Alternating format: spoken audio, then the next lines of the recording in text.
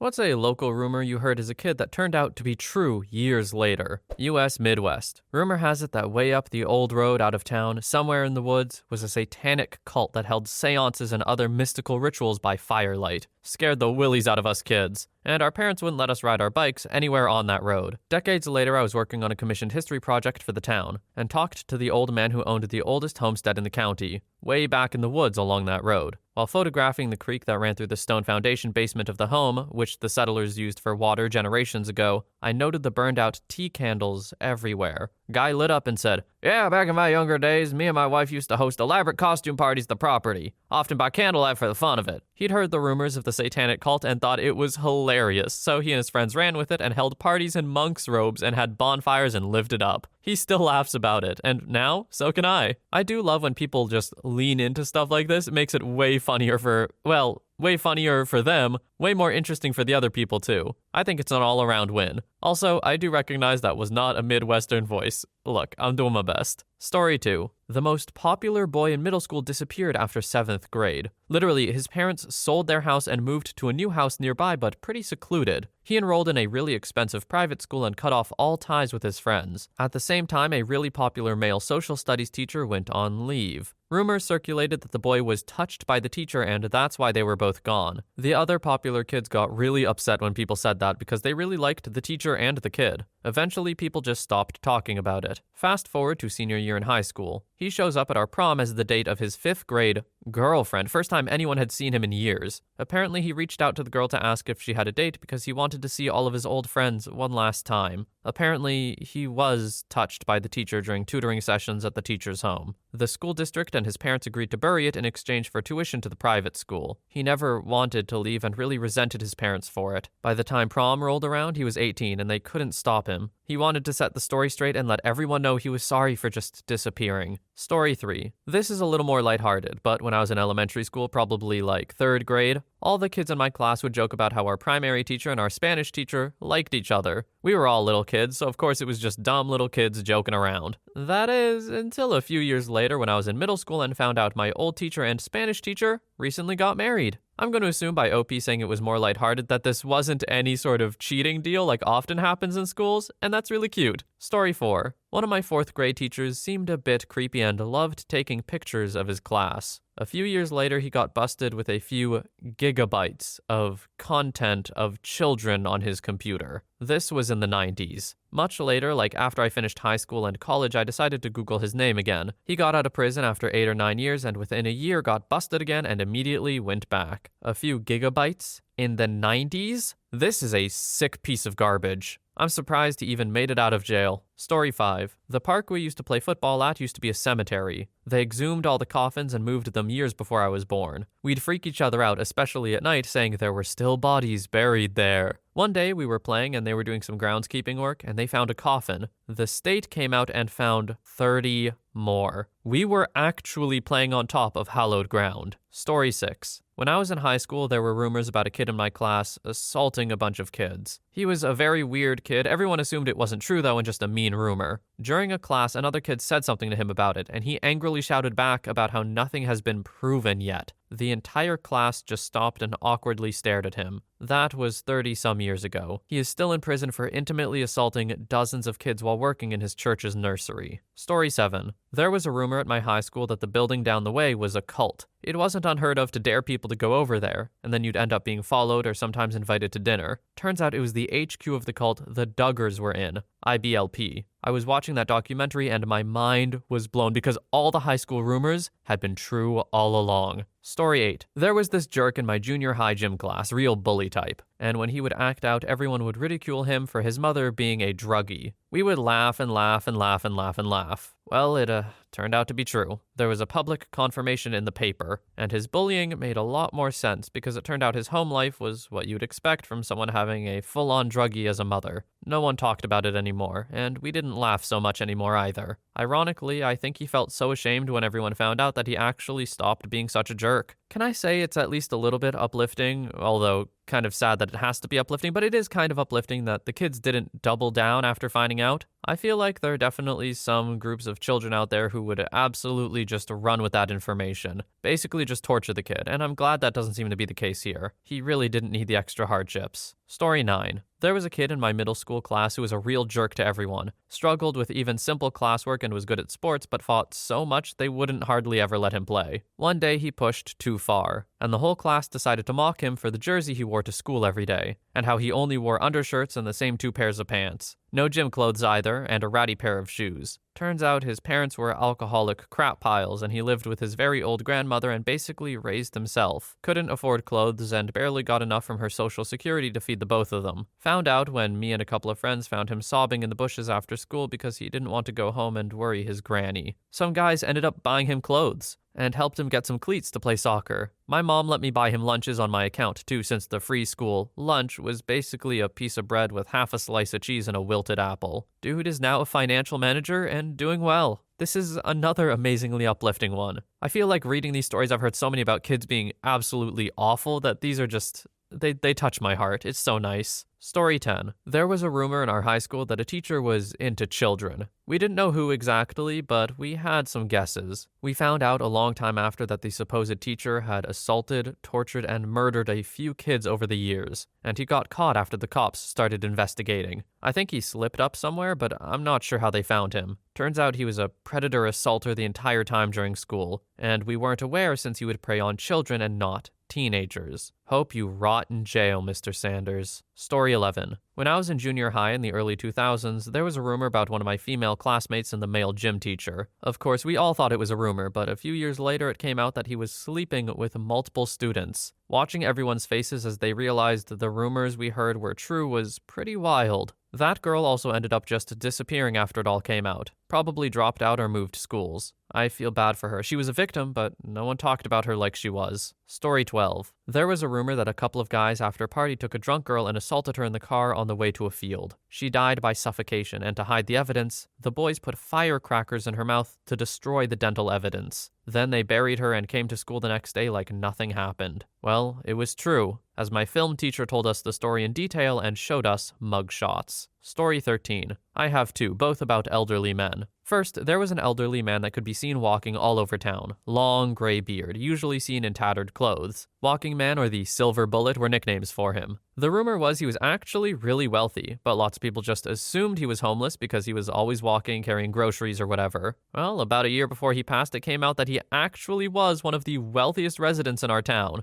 And we found this out when he donated millions to local youth programs and schools. Turns out he just liked walking a lot and placed no value on material things like clothes and cars. Second, there was an elderly man who was actually homeless. The rumor was that he drank himself crazy some years back and just never got help. He was in and out of jail a bunch, but always seemed to be given some slack by law enforcement. This truth is tragic. He did drink himself crazy out of necessity. He was a paramedic. One night, he responded to a wreck that turned out to be his wife and daughter, who had been hit by a distracted driver speeding on a narrow road. Neither survived. Understandably, he was never okay after that. He would sometimes check the pizza shop I used to manage for spare slices. Broke my heart that all I could do was offer him some free pizza. Hope you can rest in peace now, Red. Story 14. A teacher at my high school was fired, and the rumor was that it was because he was in a relationship with a former student. Turned out to be true, but the school fired him for marrying a former student, despite the fact that she was his student during his first year of teaching in the 70s, when she was 17 and he was 25. They met again for the first time and dated 30 years later when she was 47 and he was 55. Didn't matter. School accused him of grooming a student, fired him, and tried to have criminal charges pressed against him. Now, I feel like I'm a little more sensitive to the whole grooming thing than a lot of people are. And I'm not saying that's right or wrong here, that's not the point I'm trying to make. What I am saying is that even I, when I find most cases of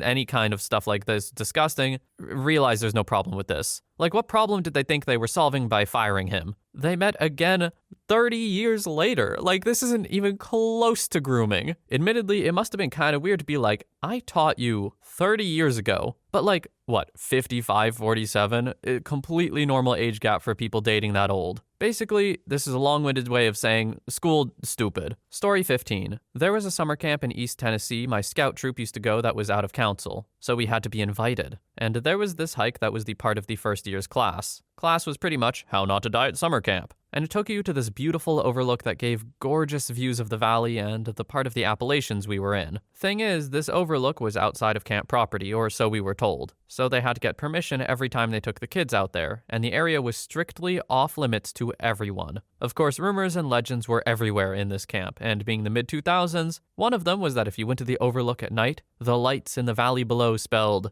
gay. Keep in mind, gay was the funny word back then, and everything among middle and high school boys was called gay. Now, we'd heard this legend for years, and one year, due to shenanigans my troop got up to, we were told we wouldn't be invited back the following year. So a couple of my friends got together on the last night of camp and said, "You know what? If we don't go tonight, we'll never be able to confirm or deny the legend. So, let's sneak out and put this thing to rest." So we snuck out after lights out, took the 2 to 3 mile hike out to the overlook, and I swear, right hand to God, the lights below actually spelled out, in messy but clear legible letters, capital G-A-Y. We all kind of just stood there for a few minutes in stunned silence because absolutely none of us expected it to be even partially true. And I'm sure no one believed us when we told them and thought we were perpetuating a lie. But I swear, it actually said that. This is an incredible rumor to find out is true. This is like the kind of urban legend you hope to have in your childhood. I don't know. There's something so beautifully juvenile about it, and the fact that it's true is just so good. For what it's worth, OP, I believe you, even if none of your campmates did. Story 16. Kid in my 3rd grade class was always late to school. I'm talking once he showed up to school 5 minutes before classes were released to go home. The rumor among parents and teachers was that his mom was an alcoholic and dad lived a couple of towns over, so he often had to wait for his dad to take him or take care of his mom until she was well enough to drive. This was a private school with no bus. She died of liver failure a few months ago, according to Facebook. Makes it so much more screwed up that everyone knew, including the teachers, and didn't have any sympathy for him. I distinctly remember the teacher telling him on multiple occasions that it was his responsibility to show up on time. He was 8. What is he supposed to do, drive himself? Makes me so sad. I hope he's doing okay now. I've said this before. If there's no bus or anything, attendance is not a kid issue until, like, I don't know, mid-high school. Because, yeah, for real, what are the kids supposed to do? It is not their responsibility. It really is the parents. Story 17. The kids would tell stories, and one that reoccurred was about the girl who unalived her parents with scissors. In a town of 300 in an isolated area, nothing ever happened, so even as a kid, it was pretty easy to dismiss. My senior year, my class found out our teacher told us all the details. He was the only person in the county with a color camera, so he was drafted as the official photographer. It was during a cold snap, so by the time state police arrived, the scene was frozen. The temperature was so low that our teacher's camera froze up and he had to fake it, then return later with the sheriff to retake the pictures. The girl was being touched by Dad, and the mother knew. So one night, she stabbed them in their sleep with a pair of scissors. She dragged the bodies to the garage and attempted to burn them, but the only thing she had that was combustible was some perfume. She then came up with a story and ran to the neighbors. A few years ago, I shared on Reddit and did a little research. Turns out she was sent to the state mental hospital. She was released on a temporary insanity plea. However, she was assaulted at the hospital and got pregnant. She has a Facebook page, but I stopped there. I just know she's living in state and didn't want to dredge up anymore. When I posted on Reddit before, I shared an article that had her name and that became searchable. She had a sister who was away in college. The sister had a daughter who contacted me. The sisters never talked again, but the niece was raised on a different story. She grew up hearing that her aunt was a drug addict. She was told her sister just snapped and the parents were saints who took care of their problem child. This is a pretty dramatic story for a small town. I'm surprised it wasn't more common knowledge to be actually true. But at the same time, I can see why a small town would also want to just forget about something like this. That poor girl went through a lot, very young. My heart goes out to her. Story 18. Everyone at my school knew someone who told them that this one house just down the road from the school was owned by a locally known drug dealer, and it was his emergency hideout house. Years later, I was driving past and laughed at how ridiculous the story was. 2 weeks after that, the house was on the news with armed police surrounding it. Turns out it really was his drug hideout, and the guy was involved in way more stuff than that. They found drugs, weapons, and evidence of a human trafficking ring in there. The house got mysteriously burned down while his court case was going on, and has been a burned-out empty lot ever since. Story 19. That a quiet and polite dude we knew growing up was a murderous and ruthless gang leader. We used to go to his parties, we saw him on the town, and always exchanged pleasantries. We would see him at the bar, and there was little indication he was not to be messed with, until one day we we bumped into him in a parking lot, again exchanging pleasantries. How are you? What's going on this weekend? Etc. A truck pulled up a couple of spots over. He said, "Just a sec," and calmly walked over to talk to the guy. A short conversation ensued, and he opened the driver door and started pummeling him, like on top of him in the driver's seat, punching down.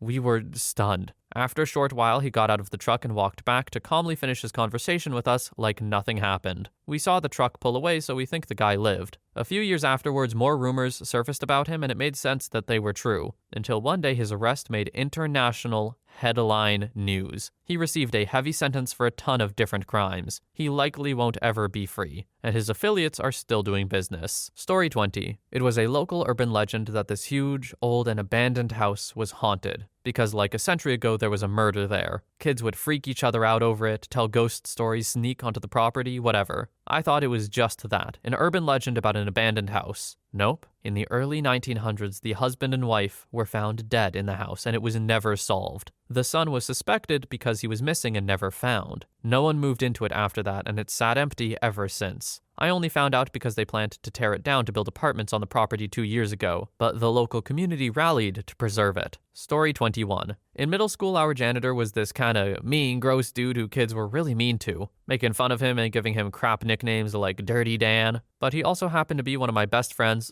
/ middle school girlfriend's dad. The rumor that the kids threw around was that he was a child predator. I went to their house many times and even stayed over once or twice. He was a jerk, and so was his son, and the house was absolutely disgusting. But my friend needed company, so we didn't just leave. It was a sad house, and she was clearly sad, but all she ever said was that he was an angry guy. Years later, I've lost contact with my friend, and we've all graduated high school. The summer after graduation, the janitor and his son were both arrested for child content and assault. I never felt so nauseous as I did reading that article. I wish I knew how she was doing. Story 22. When I was a little kid, like 7, and roaming around the neighborhood with my gang of little rascals, this was in the 50s when kids could safely play outside all day with their pals without parental worry, there was a rumor that in the house 2 doors over from mine that the parents had locked their mentally handicapped kid in the attic, and that he was one of my gang friends' older brothers. We played with him, but he always denied he had any siblings. We were never allowed to enter his house, which was strange, because we were always stopping at our other pals' homes during our days, just to drink water or use the bathroom. About 2 years later, the boy and his family moved away, never to be seen again. But when they moved, it was discovered that yes, an older brother did exist, and he was kept locked away in the attic. It was a very creepy discovery. Mental health awareness and acceptance was in the dark ages in the 50s. Story 23. I grew up where there were some signs of Native Americans. I started believing that this one particularly beautiful spot had to be sacred and was probably a burial ground.